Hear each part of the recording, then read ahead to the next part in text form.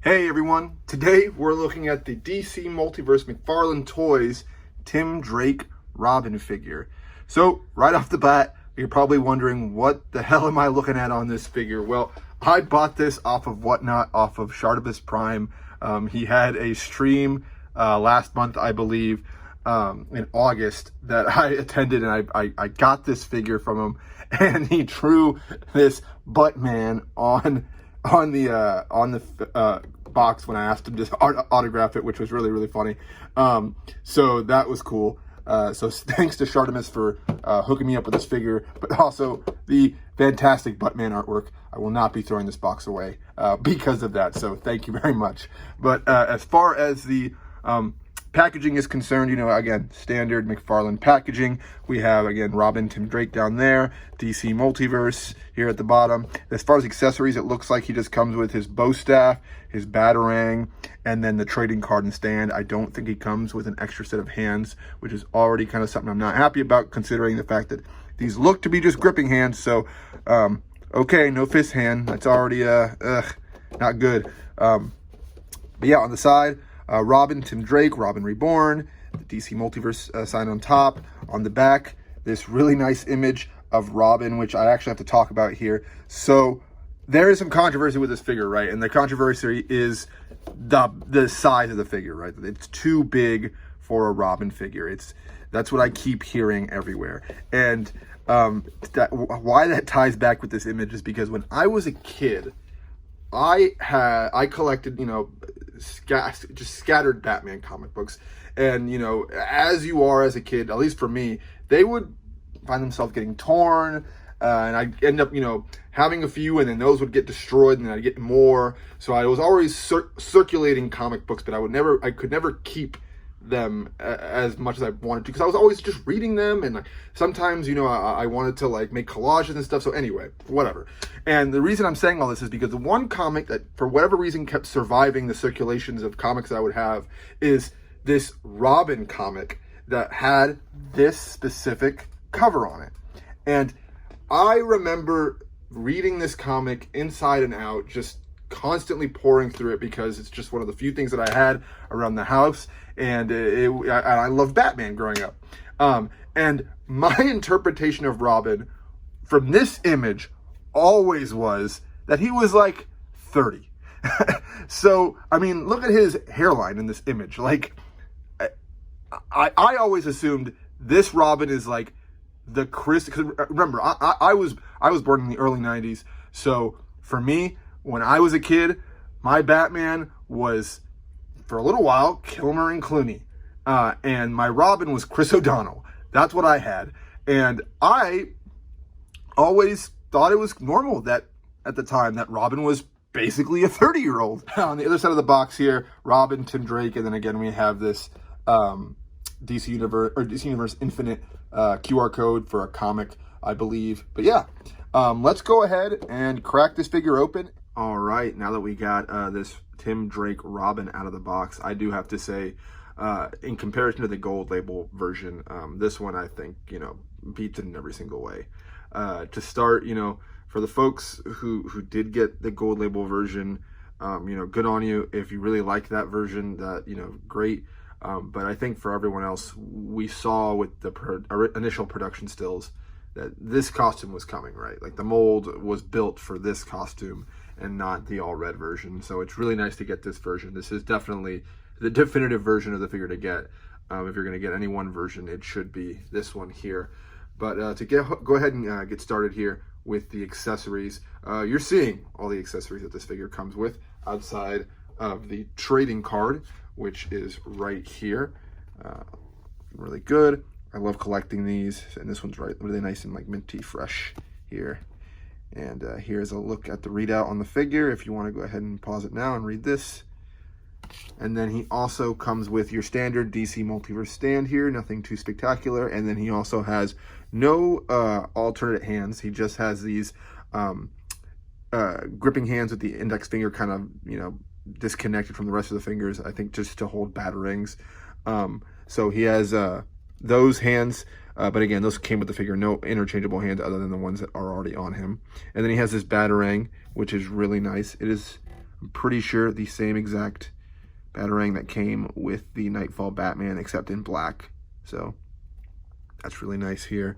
And then just to, you know, show you, you can just slot it right between Robin's fingers and he'll hold the Batarang there. Pretty nice. And then he also comes with his bow staff, which is really nice. Nice sculpted ridges here in the bow staff. And then it's in this silver plastic here. It's a little warped, but it's not because of the figure. It's because I pulled this out of the box like a barbarian, and I kind of caused it to bend a little bit. So there is that. But again, it's not really the fault of McFarlane Toys. It's really me, again, pulling this out all weird.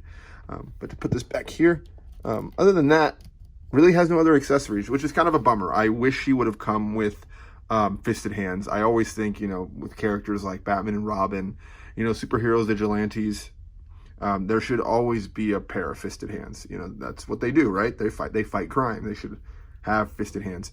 So otherwise, you know, I think, you know, decent accessories. I like the bow staff. I like the Batarang. But yeah, definitely needed those fisted hands. So, you know, next time, come on, McFarlane, give us fisted hands for all our figures. And then, you know, on top of that, if you want to give us, you know, gripping hands, great. But I think like the default should always be fisted hands. But maybe that's just me. So let me know what you guys think in the comments below. But moving on, let's go ahead and look at the sculpt and the paint on this bad boy. All right, to go ahead and get into the sculpt here. So to start, I really like, you know, how the whole body is sculpted.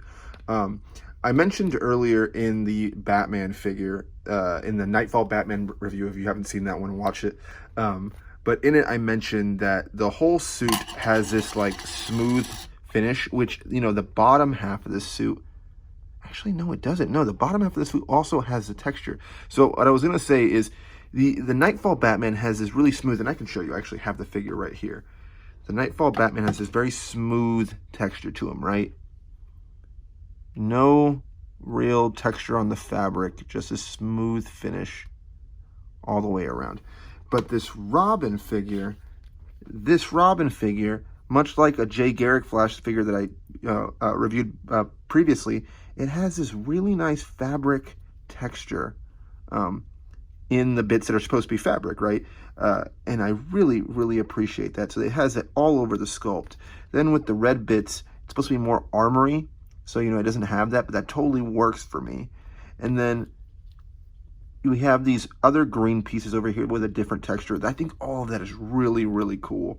I really appreciate all that. I wish the Batman figure had some texture in the gray, but otherwise, you know, and we're not talking about that figure right now, but this, you know, I really like the sculpt with you know, the texture on the fabric. And then, you know, as far as, you know, the suit, this is definitely like a more modern version of this 90s suit. Like, I don't remember the 90s suit having all this tech armor on here. I remember these ridges on the side and on the gloves, but I don't remember all this armor bit over here. So this is definitely like a more modern design. And as you can see, one thing that I'm not liking with my sculpt is it keeps digging in and I have to keep fixing it. So like I was saying, yeah, this fabric, you know, texturing is really, really nice. And then if we look, you know, at the back of the figure, the cape is textured really well. It looks nice and like leathery on the back and the black areas. On the inside, it's a nice smoother finish for the yellow bits here. So it's really, again, really well sculpted and textured. One thing that I don't like about the sculpt, though, is this head sculpt. Like, I really don't like the mouth specifically. I don't like having the mouth open like that. I don't know, it just doesn't look good for me. Like, if you get really close into this, let me actually zoom in the camera in so we can keep the good lighting. If you look at that, it kind of looks like Joker lips. Like, they just look, I don't know, something about the mouth just isn't right. And that's not really anything to do with, you know, the Joker lips that I mentioned is more the paint, you know, issue, but the sculpt, I just don't like the open mouth. I don't know, I don't like the open mouth on this one. And, you know, to go into the paint now, everything on this figure is painted really, really well. You know, not that much shadowing or anything. Definitely could use some shadowing in the red bits, and but actually all over the figure. Again, like I say in almost all my reviews, these could all use a nice wash to them. But, you know, otherwise very well painted, except for the face. I find that the face for me is a little too pasty, a little too pale. His cheeks are nice and rosy, but almost like to a cartoonish degree. Like, they just look like, you know, orange pinkish dots on his face. So, you know, I don't know. It just doesn't look right. The paint just doesn't look right on the body. He looks a little too pale. But otherwise, you know, still a really good looking, not a really good, still a good looking, you know, figure. Of the two versions, the gold label and this version, this is definitely the version to get. But again, just a little pale looking on the skin, and could use a nice wash, but otherwise, you know, good paint. Moving on into what would have been the articulation section, I'm going to go ahead and skip that because we've all seen this DC Multiverse articulation. It's pretty standard all the way through. I will point out one thing specifically just on my figure. Again, my articulation here, the diaper keeps riding up and my leg wants to dig into it, and I really, really don't like that. What I have to end up doing is getting this straight razor here, and I have to go ahead and or X-Acto knife rather, and go ahead and kind of peel it up. And then after I've peeled it up, I'll get my leg under it, and then I'll kind of push. See, it doesn't work every time. I'm trying to push the diaper down a bit to kind of go over the leg so that it doesn't dig into it, because it really is going to damage the figure. So now finally, yeah, there it is. It's dug in there. But yeah, that's one thing that I have to deal with my figure. And then I think one thing that everyone is going to have to deal with is this ab armor kind of hinders the ab articulation. So, you know, bending it back isn't a problem, but bending it forward doesn't go as well because of that articulation. And you kind of have to move the diaphragm a little bit to get that extra bit of bend if you want to kind of bend forward a little bit. And even then, it's not that much. So, you know, the armor does hinder the articulation. But otherwise, yeah, again, standard McFarlane articulation. So we're not going to go ahead and cover that right now. But moving on from articulation, let's go ahead and do a few size comparisons. Oop, I messed with my light here. Here we go. So let's go ahead and do some size comparison here. We have the Nightfall Batman. So put him right here. I actually compared these two in a previous review, and as you can see, this Robin is perhaps a little too big. This doesn't necessarily bother me, especially with, again, Chris O'Donnell was my Robin, and Batman and Robin were about the same height in those movies. I kind of just, you know, I'm fine with this, but I could see how this could bother you. Also, in Batman Animated Series, Batman might have been a little bit taller than Robin, which he is here. This Nightfall Batman is a little bit taller than this Robin. But, you know, another one I want to point out where Robin's pretty tall. But you know, I like how these guys look together, especially because it does look so much like the animated series costumes. That is actually the thing I love the most about this. But to move him aside, you know, I think these are paired really well. And again, I think the size is fine on these two. I like it. But I could see why some folks would say this is oversized, because this is supposed to be, you know, like a 15-year-old. So, you know, he should be a little bit smaller. But to kind of compare him to a much larger Batman, in my opinion, we have the Hush Batman here, who I'm going to get him out of his pose and go ahead and straighten him out. But this Batman, I always figured, was much bigger than he should have been. I feel like this Batman is almost a little too big compared to other DC Multiverse figures, but I do think that since this Robin is a little too big himself, that these two are actually really, really cool looking next to each other. As far as, you know, hold on, let me move his arm down. As far as the height is concerned, if we look at them right next to each other here, I think that height is much more appropriate for Tim Drake and Bruce Wayne. I just think, again, this figure is just a little too big in comparison to some Superman figures, some other Justice League members that I feel like Batman shouldn't be that much bigger than. But for these two together, again, since this Robin is a little oversized, I think this does work. Then next, let's go ahead and throw in Jason Todd Red Hood next to him here. And I think these are really well done next to each other. I think maybe Jason should be a little bit taller, but again, I think the issue here is with this Robin just being a little too big. So, you know, I think these two still, you know, scale pretty well next to each other. I don't really have an issue with this. overall, guys, I think this Robin is pretty good.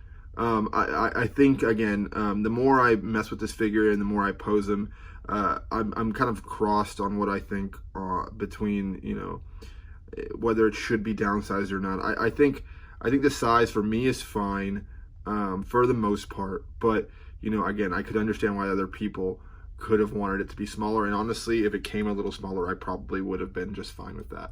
So, but overall, I still really like it. So, you know, looking at the figure here and my best attempt to try to replicate the pose on the back of the box, I'm really liking it. And I honestly, if I see it, you know, if you guys see it out in the wild, you should pick it up, because it is definitely a figure that you want to have in your collection, especially if, you know, you read the comics in the 90s during the Nightfall saga. So definitely a good figure to pick up for that, just that alone, just for the nostalgia factor alone. But other than that, you know, I've had a really good time with this figure, and I've had a really good time talking to you guys about the figure. So without further ado, guys, I hope you had a great time. Hope you have a great rest of your day. Remember to like, favorite, comment, subscribe, and also remember to hit the notification button so you don't miss any videos that I upload. And we'll see you guys next time. Peace out, guys.